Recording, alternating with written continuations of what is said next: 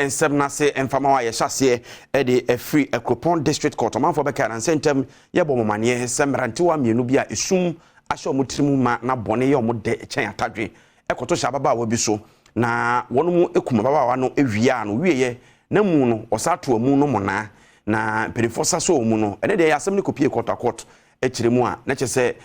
kwadubofo no ebehia bre e de ayasem no hwemu bi aka ho ntino otu asem no ahyeda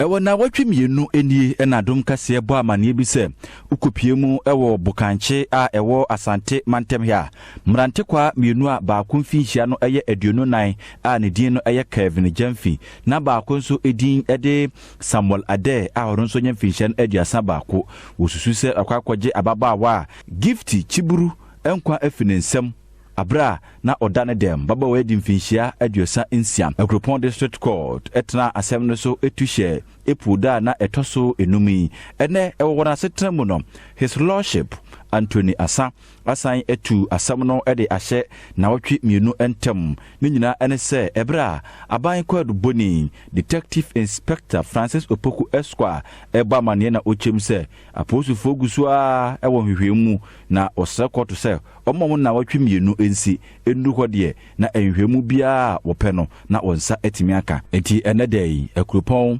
district court ahye se onfa emnante kwai enkoto adaban achi na wotwe mienu enka ho na ontoa enhwemu no so